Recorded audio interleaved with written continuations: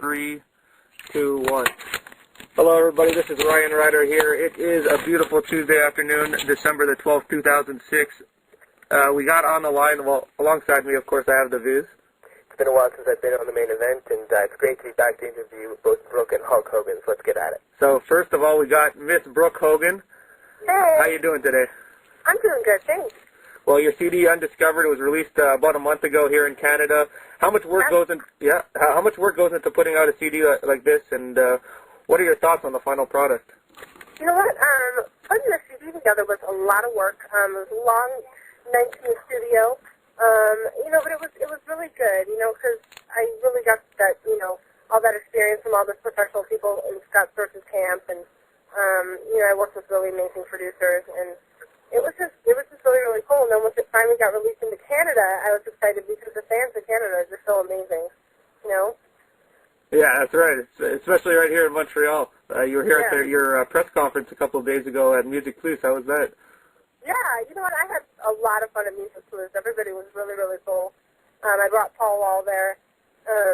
It was just like such a great experience because, I had never been to Canada to promote my own stuff. It has always been, because of my dad or something like that. So just to see that the fans were so supportive, I had no idea that they were just going to be so cool, so. All right, so going back to your early days as a kid, at what point in time did you realize that this is what you wanted to do for a living?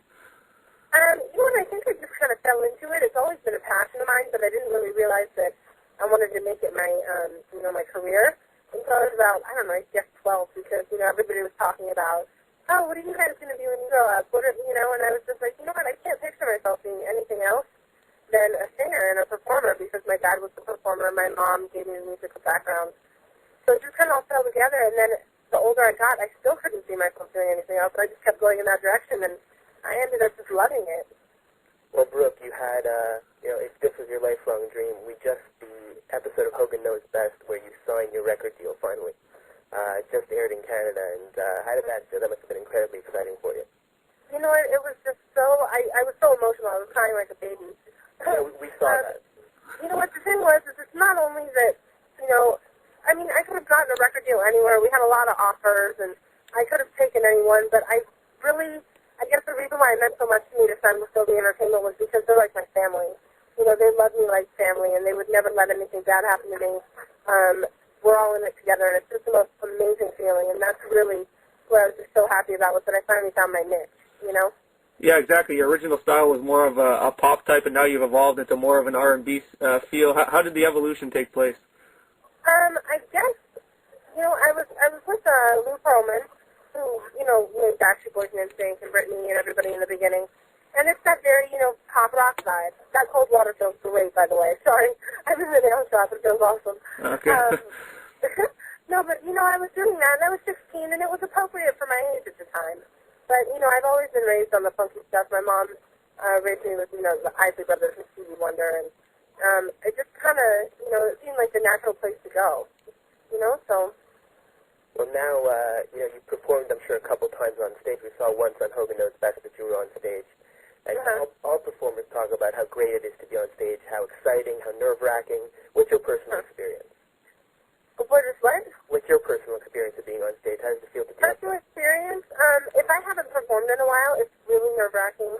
And it's, I get very, very, I get nervous, and I feel like I'm going to pee my pants before I go on stage, because it's just like you don't know what to expect from the crowd. But once you've done it a couple times, like now I've been on my tour for about 6 weeks, and now the shows just get exciting. Like I dance backstage, I get ready to go on. Me and my dancers joke around on stage. Like it gets more comfortable.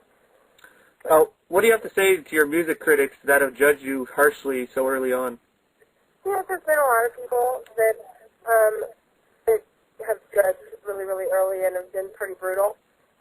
But the thing is that, number one, they haven't met me. They don't really know what kind of person I am. They might just be saying bad stuff about me because they expect me to be a certain way. They might expect me to just be either, pushed in or, by my dad.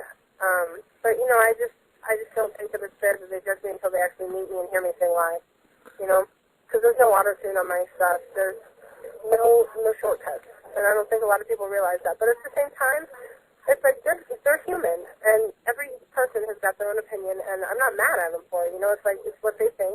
There's going to be a lot of haters, and there's going to be a lot of believers, but what I found is that the haters end up becoming the biggest believers in the end. Why is that? Why is that? Why is that? Because once you finally prove them wrong, I think they have more respect for you. Okay. So yeah, how has it been with Hulk Hogan as your father? Does it help or hinder your career? You know what, it's kind of been like a double-edged sword. The good side is that, he can walk me in all these doors and introduce me to the right people, but I'm the one that kind of has to prove myself, and it makes it almost even harder because people really doubt me when I walk through that door. And, but it's fun to prove myself. It's cool, because then I can just be like, see, I knew I could do it. Well, Brooke, one thing is I know that once anyone hears your voice, they don't doubt you anymore, sweetheart. Oh, thank you. You're very welcome. And there's one thing that I promise you every guy in the world wants to know, all our listeners want to know, and I personally want to know. What is it you look for in a guy? What do I look for in a guy? Probably just somebody that can make me laugh, somebody that's sweet and cherishes me and, is like the best friend to me, Doesn't have to be a certain kind of look, just as long as they're a good person, Yes, sweetheart. What kind of look are you looking for? What kind of look? Well, I prefer I prefer a little bit of a bad boy edge. It's cool if they look like a bad boy, but, they have to have a good heart and good morals. All right. So yeah, you mentioned Paul Wall earlier. How did you end up getting hooked up with Paul? We were actually at the Hit Factory in Miami, and that's got like a little series of studios. And Paul Wall was in the studio next door to us, and he was a big Hulk Hogan fan, so he came over and, he was like, oh, I want to meet the Hulkster, so he came in and said hi to my dad, and I was gone at the time. I was over talking to some other people. And Scott Storch played him the beat, and the song with my vocals on it, and Paul Wall all of a sudden started writing on his sidekick, and he goes, hey, is there any way I could lay something down before Brooke comes in? So when I walked back in, Paul Wall was in the studio recording on my song, and I was like, oh my gosh, you gotta be kidding me, this